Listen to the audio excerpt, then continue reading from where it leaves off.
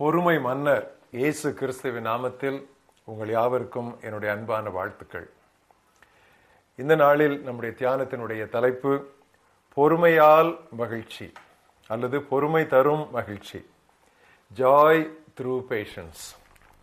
அதற்கு அடிப்படையாக சங்கீதம் 30 நாம் வாசிப்போம்.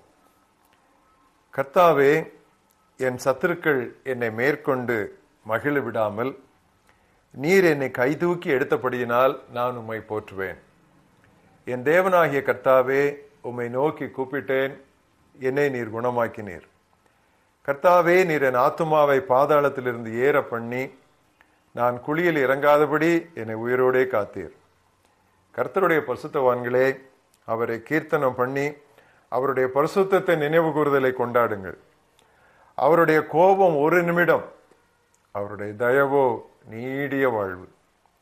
சாயங்காலத்திலே அழுகை தங்கும், விடியற்காலத்திலோ களிப்புண்டாகும். நான் ஒரு காலம் அசைக்கப்படுவதில்லை என்று என் வாழ்விலே சொன்னேன். கர்த்தாவே, உம்முடைய தயவினால் நீர் என் பர்வதத்தை திடமாய் நிற்க பண்ணி இருக்கிறீர். முது முகத்தை நீர் மறைத்து கொண்ட போதோ நான் கலங்கினவனானேன்.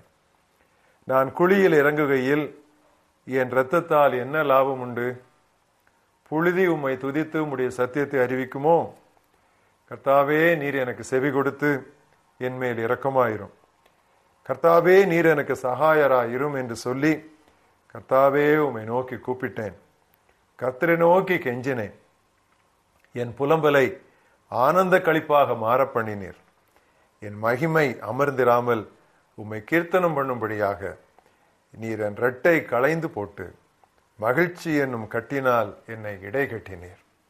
என் தேவனாகிய கர்த்தாவே, உம்மை என்றென்றைக்கும் துதிப்பேன். இன்றைய மனப்பாட வசனம், நம்பிக்கையோடு மகிழ்ந்திருங்கள், துன்பத்திலே பொறுமையாயிருங்கள்.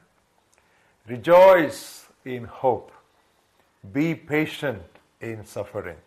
ரோமர் 12 அத்தியாயம் 12 வசனம். பொறுமையால் மகிழ்ச்சி, பொறுமைக்கும் மகிழ்ச்சிக்கும் உள்ள உடன்பாடு, சம்பந்தம், அதை இன்று நாம் தியானிக்கிறோம். திருமறையில் உள்ள பிரபலமான அன்பின் அத்தியாயமாகிய 1 கொரிந்தியர் 13 அன்பின் 15 குணாதிசயங்களை வெளிப்படுத்துகிறது. அன்பு இதை செய்யும், இதை செய்யாது, இது இப்படி இருக்கும் என்று சொல்லி 15 குணாதிசயங்களை வெளிப்படுத்துகிறது. அதில் முதலாவது வருவதே பொறுமைதான். அன்பு நீடிய பொறுமை உள்ளது. எனவே பொறுமையை நாம் நற்பண்புகளின் மகுடம் என்று சொல்லலாம், crown of virtues. அதை நிறைவின் அடையாளம், a sign of perfection or a sign of maturity என்றும் நாம் குறிப்பிடலாம். பொறுமை இல்லாவிட்டால் எந்த கனியிலும் எந்த குணாதிசயத்திலும் நாம் முதிர்ச்சி அடைந்து சிறக்க முடியாது. தொடர்ந்து இந்த 2 காரியங்களுக்கும் உள்ள உடன்பாட்டை, ஒப்புமைகளை நாம் கவனிப்போம். ஒரு சிலர் நினைக்கிறார்கள், வாழ்க்கையில் பிரச்சனையே இல்லாதிருக்க வேண்டும், அதுதான் மகிழ்வான ஒரு வாழ்க்கை என்று நினைக்கிறார்கள். இது முற்றும் தவறு. அவமானத்தையும் வேதனையையும் இயேசு சகித்தார். எப்படி சகித்தார்? பொறுமையோடும் நம்பிக்கையோடும் சகித்தார். எனவேதான் அவருடைய மகிழ்ச்சியை யாரும் கொல்ல முடியவில்லை, குலைத்து போட முடியவில்லை. நமக்கு முன்னால் இருந்த மகிழ்ச்சியின் பொருட்டு, மகிமையின் பொருட்டு சிலுவையை தைரியமாக அவர் சகித்தார்.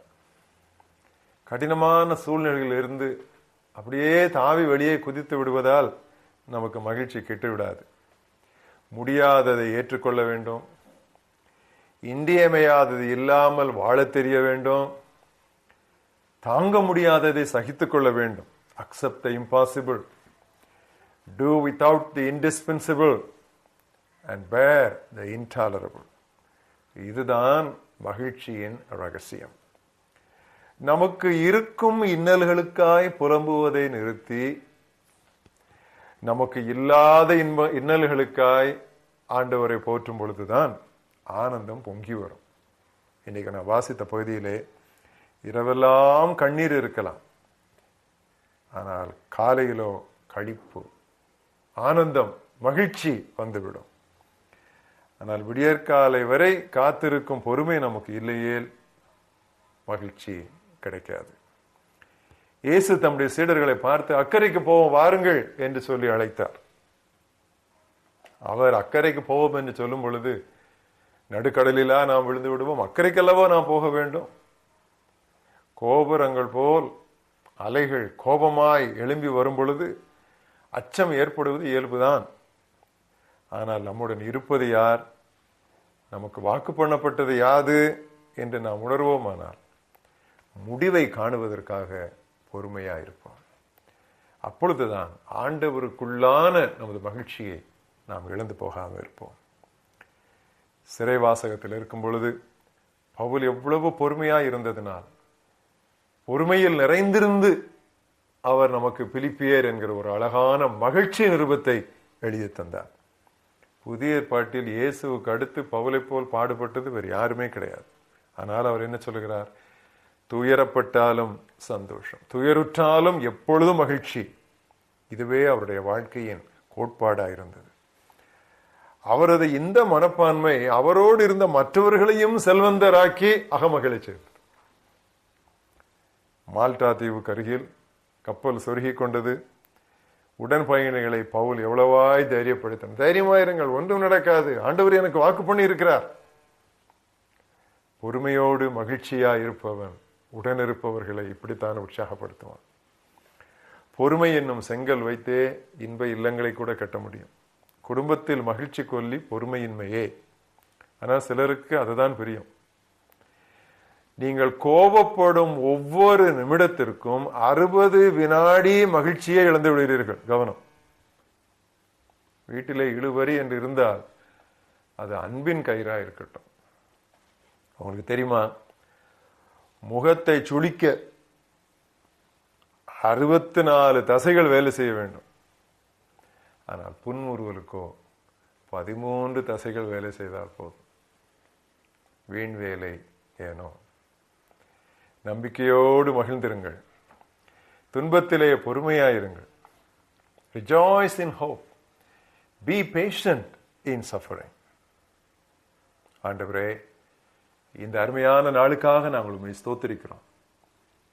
பொறுமையில் நாங்கள் குதித்து விடாமல் பிரச்சனையை விட்டு நாங்கள் தாண்டி ஓட வேண்டும் என்று சொல்லி அதையும் இதையும் செய்யாமல் பொறுமையில் நான் நிலைத்திருந்தால் மகிழ்ச்சியை எங்களிடமிருந்து யாரும் பறித்துக் கொள்ள முடியாது என்பதற்கு இயேசு கிறிஸ்துவை மாதிரியாகவும் திருவசன சத்தியங்களை எங்களுக்கு ஊக்கமாகவும் இன்று காட்டியதற்காக உமக்கு நன்றி சொல்கிறோம். ஆண்டவரே, இந்த அருமையான வார்த்தைகளை சத்துரு எங்களுடைய இருதயத்திலிருந்து பொறுக்கிக் கொண்டு போகாதபடி பிரச்சனைகளின் வழியாக, ஆண்டவரே, குகைகளின் வழியாக செல்லும் பொழுது விடியற்காலை வரை காத்திருக்கிற அந்த பொறுமையை கிருபையை எங்களுக்கு தாரும். யாரும் யாதும் எங்கள் மகிழ்ச்சியை திருடிவிடாதிருக்க தேவரீர் நாங்கள் உறுதியாய் பொறுமையில் நிலைத்திருக்க எங்களுக்கு உதவி தாரும். பாடுகளிலே சந்தோஷப்பட கற்றுத்தாரும். இந்த வார்த்தைகளுக்காக உம்மை துதிக்கிறோம். இயேசு கிறிஸ்துவின் நாமத்தில் ஜெபிக்கிறோம் எங்கள் ஜீவனுள்ள பிதாவே.